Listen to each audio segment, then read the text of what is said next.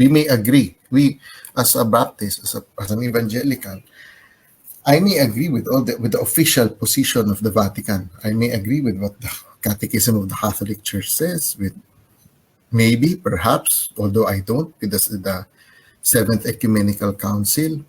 I agree. Basically, I agree sa sinabi ni Brother Dwayne na interpretation niya ng Exodus chapter 20, verse 4, which is nga yung tinatawag na usually ng mga Protestants or Evangelicals na 2CV. Yung pag may second commandment violation. Ang problema kasi dyan, yes, hindi agree tayo na images per se is not bad or does not violate the command of God, diba? Against the making of idols. Kasi yun na nga, hindi naman lahat ng images ay idol. Not naman all. Wala naman. Kasi nga, I fully agree kay Brother Dwayne, no, na na talaga namang hindi absolutely masama or idolatrous ang lahat ng images.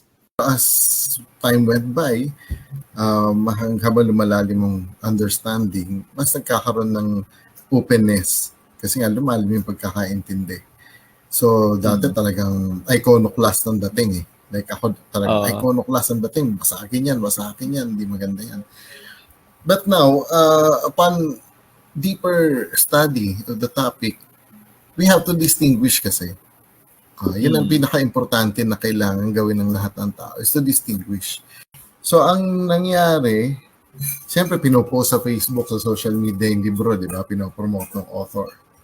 But since meron nga siyang image ni Christ. Ito, ni Christ dito. Yan, nakikita. Ito. Yan. Tapos meron pa rito sa parang lamb somewhere here, sa baba. Ang ginagawa nila ng mga reform, tinatakpan nila yan. So, post nila yung picture ng libro kasi either nakabili sila or gusto nilang bumili or pinopromote nila.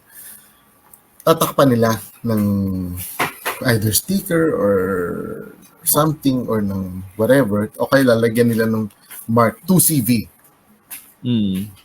2CV, pag nakita natin yung 2CV, that refers to second commandment violation. Yung, di ba, yung you shall not make any image, nor you shall bow down to them, or worship them, or serve them. So, nilalagay nila 2CV. So, for me, personal ko to, I'm sure maraming evangelicals, lalo na, obviously, mga reform, mag-disagree sa akin dito, yung mga Presbyterian, they will disagree with me on this.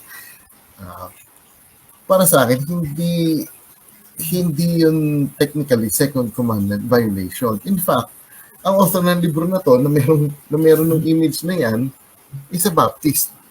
Professor siya sa isang malaki at sikat na Baptist seminary.